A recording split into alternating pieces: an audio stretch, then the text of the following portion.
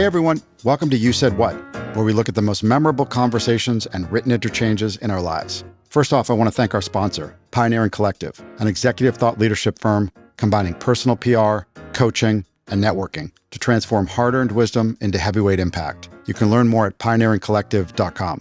Today's guest is Phil Segal. I know Phil from our time together at the Wall Street Journal in Asia. At the time, Phil was overseeing the Herd on the Street column, which is aimed at investors. It basically offers analysis about investments that are overvalued or undervalued. These days, he's an investigator who gets hired by business people to use his legal, media, and forensic accounting skills to find out the truth about potential partners or investors. Today, he and I talk about small talk, niceties, and how important they are in greasing the wheels of social interactions. Phil tells a story from his wedding that for him reinforced this idea. Hope you enjoy the show. Hey, Phil. Hi, Ernie.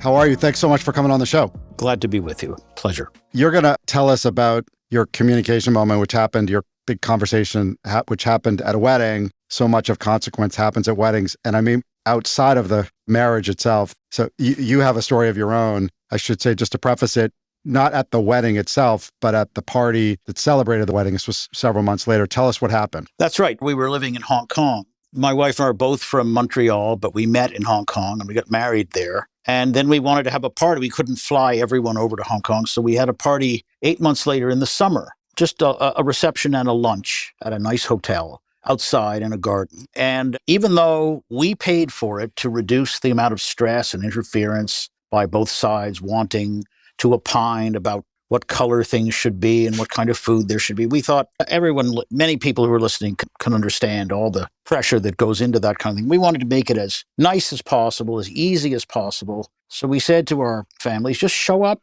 and have a nice meal and we'll talk and we'll get to know each other. And we thought, what could be the problem? And there weren't really huge problems, but there were people who didn't like the way the invitation arrived because a 4-year-old child was not included among the invited. So two of those three people said, we're not coming. And we said, okay, but we want to invite someone else. And it was family only. We each had one friend who came, but really it was supposed to restrict numbers. And we wanted the families to get to know each other. Everyone arrived and it seemed as if it was okay. And it was okay, but we made no plans for the ceremonies or who would speak, or there was no first dance or any of that. It was just supposed to be a lunch. And we're all sitting there and it was okay.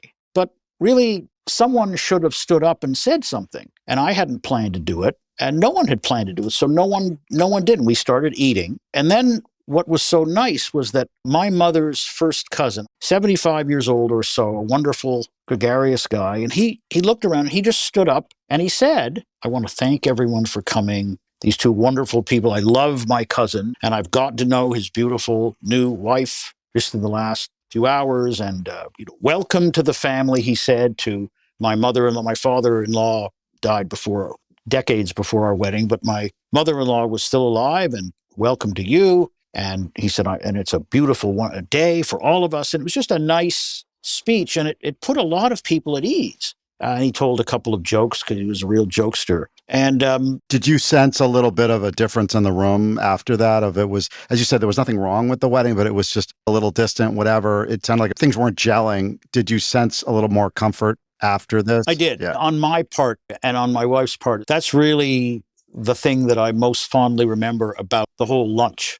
Was that speech. And I miss that cousin. He died 10, 11 years ago. And I miss him because he filled that kind of role. Both families are not known, my family and my wife's family, they're not known as particularly gregarious, emotive family, kind of cool a little bit. They don't talk about emotions as much as some other families do. And this guy, he had his differences with his own children, and he was by no means friend to one and all or anything like that. He was very opinionated about what he liked and didn't like, but he liked me and I liked him. And the message I took away from that was sometimes something just needs to be said. And it doesn't cost a lot to say it, but it really helps everybody along, opening things up, making people more receptive, less tense, less defensive. And after that incident, I've thought about my life before my wedding. And there have been times when I've done things like that. Just a small, nice word or question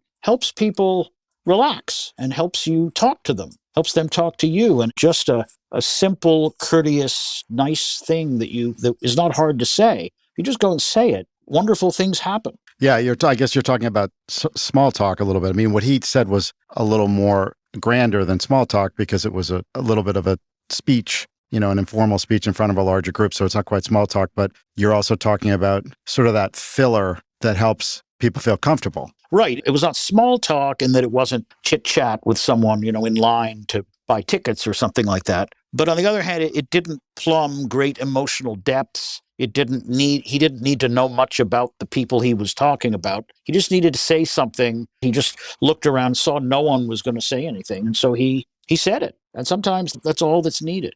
Your day job you're an investigator, and you combine a really interesting combination of legal, financial, media background, and you combine all that to do investigations on behalf of people that come to you, business people usually, that want to know more about, for example, current investor, a potential future investor. And it was interesting when you told me that you use some of this sort of small talk in your job, which I think relies mostly on digging up information and a lot of it on the internet that doesn't involve interacting with other people. But you were explaining to me that there's a kind of a real human dimension to what you do as well. Yes, there can be. If you think about yourself and you know more about yourself than anyone else on earth, and if you Google yourself, perhaps 1% of what you know about yourself, probably less, will be up there on Google. All of your friends, everywhere you've ever worked, every problem you've ever had, controversies, fights, successes, where you went to school, who you knew there, what you did there. None of that's on Google. That's all really residing in your head and in the heads of people who know you.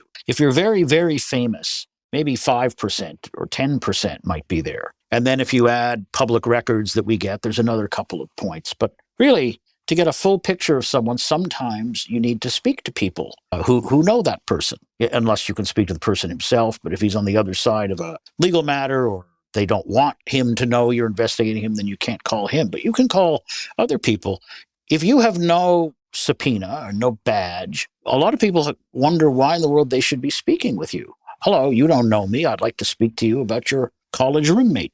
Do you have a few minutes? Well, the best way to get people to want to speak to you is to be nice to them. And there are some people in our business who come from law enforcement, and they're not as good at that, at being nice to people, because in their old jobs, they didn't have to be that nice because they're the police and we need to talk to you. And you just have to jump when the police say, give me something, you have to give it to us. Or we can do this here, or we can do this down at the station, as they always say in the movies, And I don't have any of that kind of... you don't have a station to take people to. I have no station. I got nothing. I got no subpoena, no badge. And if you don't want to talk, that's perfectly fine. So when you're talking to people, you want to have them feel comfortable. And you certainly have a better shot at them being comfortable if you're nice to them, as all of us. Who's going to get comfortable to someone who's being mean to them? So if you're nice to them, and what you can often say is, so, okay, by the way, I'm reaching you. So you in Alabama now? I see you have an Alabama cell phone. Is that where you live now? Oh, yeah. Well, I once had a friend who lived in Birmingham. And do you live there? Whatever it is, to get them talking about themselves. And that kind of small talk is extremely helpful. One of the things I thought about just before we started today is I was a journalist in India and Pakistan earlier in my career. And there was one time when I was trying to get my car fixed in Karachi. And it was hard to get it fixed because there was an India-Pakistan cricket match going on. And no one wanted to fix anything or do anything because it's like the World Series and the Super Bowl rolled into one, except it goes on for 5 days. So it's a long World Series and a long Super Bowl. Yeah. And so, they'll do some work, but there was some critical thing happening in the match. And I had decided I better learn how cricket works because that's what people there like to talk about. And boy, that really helped. If you're in line for a license at a government wicket, or you're talking to the guy about when your car might be ready, it sure does help if you can say, wow, that was a fabulous six there. What an over. Or someone gets the century, 100 runs, which isn't as many as it sounds like. It's a lot, but it's not, like 100 baseball runs. But if you can say something and they know that you care a little bit about what they care about, that's going to help you. Plus, it passes the time. I mean, if you just decide, I don't like cricket, I don't understand it, I don't care, then that's really a tedious thing to wait for, the end of the cricket match. But if you take a little interest in it, it helps you too, because you're there, you can't go anywhere, your car is not fixed. You might as well make the best of it and maybe learn something about the people you're talking to. The other people in the room hear that you're interested in cricket. They might talk to you. It's really a no-lose kind of thing Right. to be that way. People are susceptible to other people who show some warmth and some interest in them. Yeah, and that happens. I was waiting 4 hours a few weeks ago to get new tires put on my car. And I had a really interesting half-hour discussion with a Nigerian-born Uber driver from the Bronx who was waiting for tires to be put on his Uber. And we started talking about his overnight janitor job, how long he's been here, and what's going on in Nigeria. What's the corruption like? There's this new tendency for lots of kidnappings. Who else could you talk to about that? Just like that. This guy had just come back 2 days ago from Nigeria. So it was pretty fresh news. And I thought that was much more interesting than watching whatever talk show was on in the waiting room. Right. When people come to you to do an investigation, are they typically asking you to find, present, and package things that are kind of out there, but that they might not know about, or things that are less out there and they want you to dig up? Like you mentioned this interesting thing about 1% or 5% of what we know about each person is out there. Are you working on surfacing the 1%, 5% often, or finding the other 95%? It could be both. Certainly, if you're hired to see if someone has more money than they claim to have, because you're hired by someone who got a judgment against a guy, and that guy owes them $2 million, but claims he only has $100,000. And you look on Google and you can find just his house, and his house is mortgaged. So you can't get anything out of the house because the bank's got a call on the house. So then you have to find out, does he have any other property? Does he have any other companies? Does he have any other activity you don't know about that would not be on Google? Because maybe he just set up a limited liability company and that company owns a bunch of stuff and he owns it indirectly. And all of that is done with database and public record work, which usually won't be on Google. And so that's part of the 95%. But then also some of the 1%. You can see that on Google, perhaps he's associated with a particular address in a state that you didn't think he ever visited. And you investigate that address and you see, that address is owned by a particular company. And who owns that company? Well, it's him. He owns that company. Tell the story about what you had told me the other day about this guy who came to you and was worried that he might have been unwittingly caught up in a Ponzi scheme, and kind of what was that situation and how did you help him sort it out? He was a wealthy individual, a friend of a client of ours, and he had invested over $1 million with a person he met at a fancy resort somewhere. This guy had swept in a private plane. Had they planned the meeting, or the guy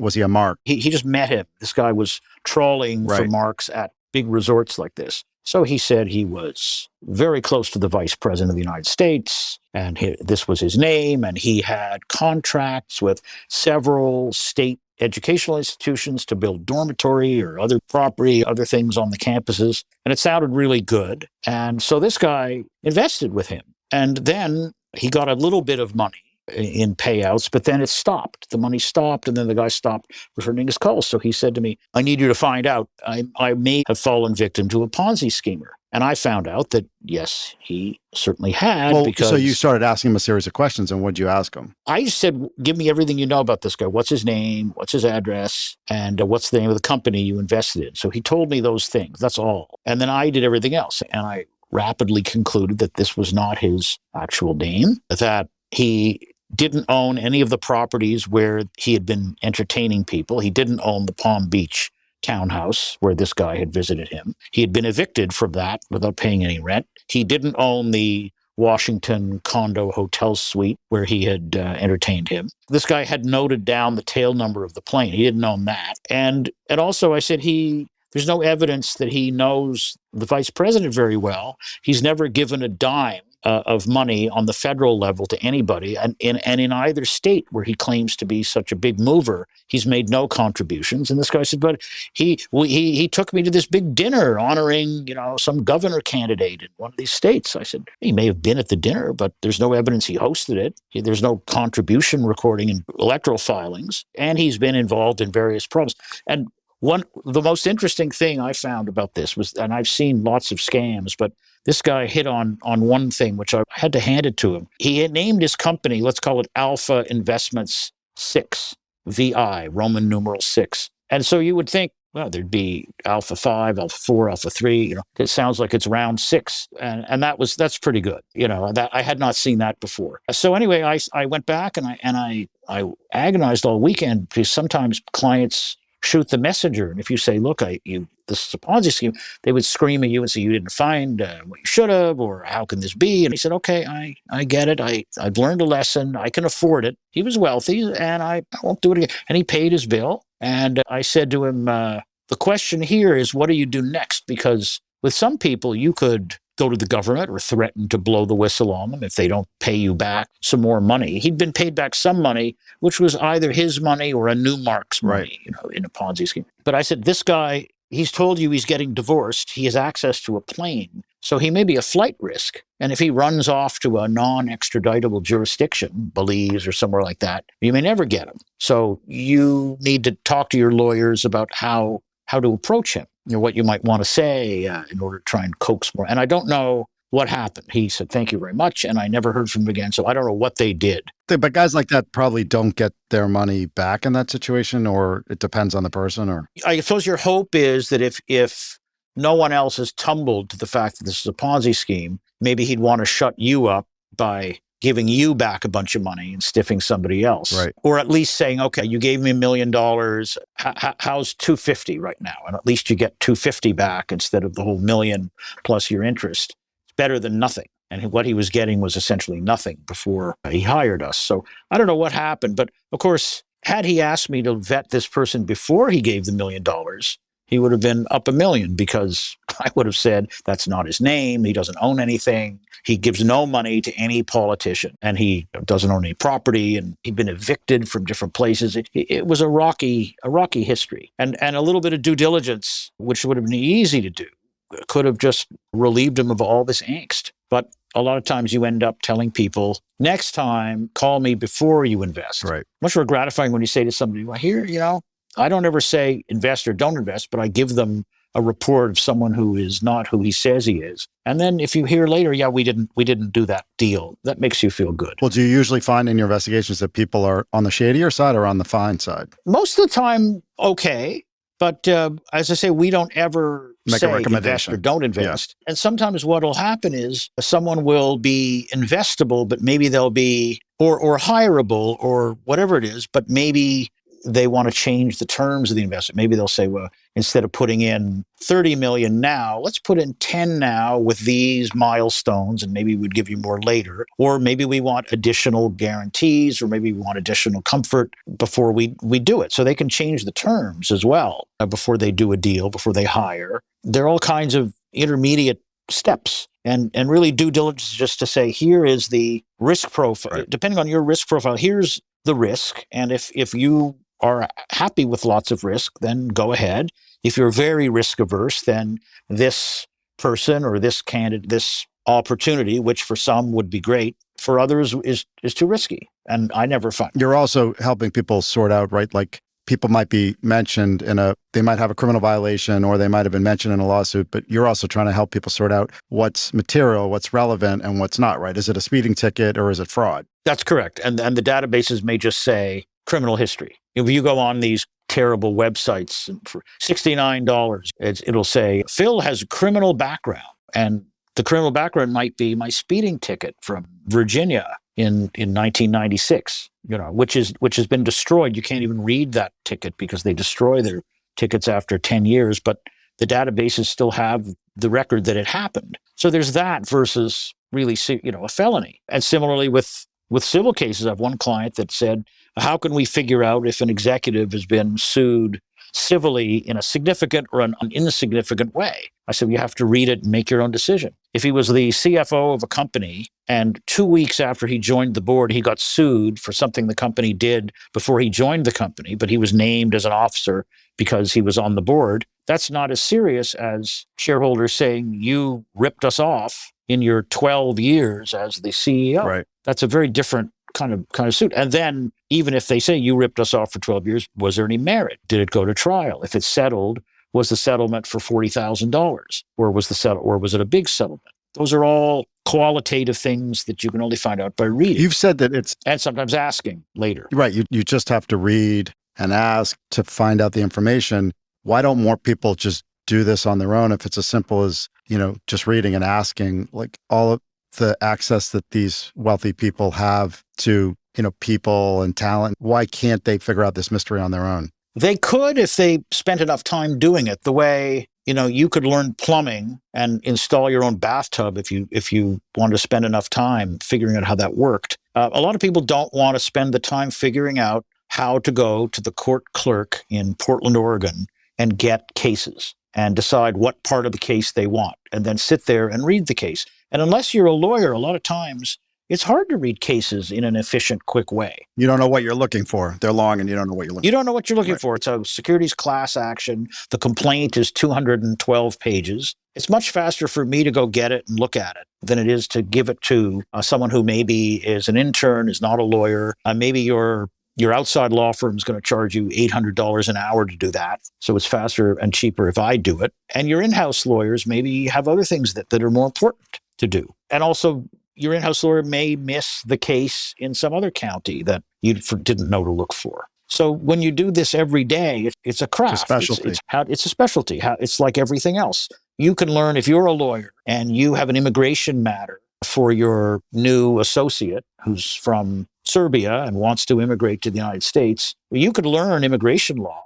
I mean, if you do divorces or you do criminal defense or something and you need to do some immigration work, you could spend a lot of time learning how immigration law works. It's all you don't have to be admitted to any particular state. It's all federal. You could do it, but it's not efficient. Much more efficient to hire an immigration lawyer who will tell you, yeah, you need these 4 forms and you file this thing. And then if there are complexities, big complexities, it could get tough. But just the basic, okay, here are the forms you need to fill in. They're not that complicated, but still it's easier just to ask a professional. Or, you could learn how to do your own taxes too, I suppose, if you put in enough time. Just to come back to this idea of small talk. So is there an example, a story when you used small talk for a client? So yeah, you went through the cases and you figured out that databases and you figured out that piece of it, but then you needed to actually have a conversation with the person or two to put the story together. Is there an example of that? There's not one particular one, but generally when you call people on the phone,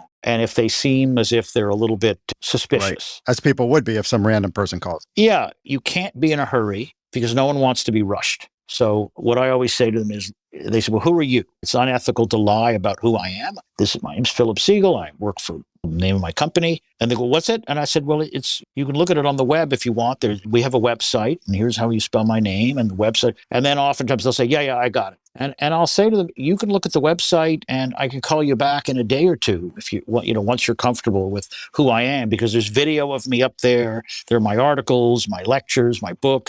I could call you in a couple of days if you want. But don't do this now. It's when it's convenient for you. And almost always they'll say, oh, that's fine. The fact that you're willing to do that is enough for them to be more comfortable. Their time is more valuable than my time. Because if I say, look, I need to do this right now, then that means I don't care what you're doing right now. You might have people over for dinner. Maybe you're working at home. I don't know, putting kids to bed. I don't care. I want to talk to you right now. And so that's not comforting. But when's good for you? And that's what we always do. We once had a client that had tried to interview former employees of a company that they were suing. They said to us, we haven't had very good luck getting to them to talk to us. And we said, what are you doing? So, well, we're walking up to them in the parking lot after work and trying to interview them as they're getting in their cars. And we said, let us try. Would you? We generally try not to do that. That would be the very last thing you do because they don't want other people to see you're talking to them. So you would maybe try and knock on their door. If they don't return many, many phone calls, you may. And if it was desperate and they really needed to talk to them, maybe you'd try knocking on their door. But the first thing you do is you call them up and you're nice to them. And you say, oh, no big hurry. Yeah. And so we get tremendous success. We talk to dozens and dozens of people by just being nice and asking them, is this a convenient time? When would be fine? Okay. And if they say, no, well, now's not the greatest time. I can talk for a couple of minutes, but then I got soccer practice. And, a 12-year-old who plays soccer. So what's the next natural question? What position does he play? How long's she been playing soccer? And that's what people want to talk about right then. That's what you talk about. Right. That's really helpful and super interesting. Reminds me of Erin Brockovich, which I saw again last year for the 3rd or 4th time. And she does a great job of going door to door and just befriending all those people who've been victims. Yeah. It's such a valuable lesson. Phil, thank you for coming on the show. It's been a pleasure. Be sure to make small talk with someone today. You never know what kind of connection you may strike up with them or what you might learn from it. That's kind of all you need to know from today's episode. Oh, that, and if there are any skeletons in your closet, Phil's probably going to find them. Thanks for listening to You Said What. And if you have a great small talk moment of your own, share it in the comments. I'll see you next week.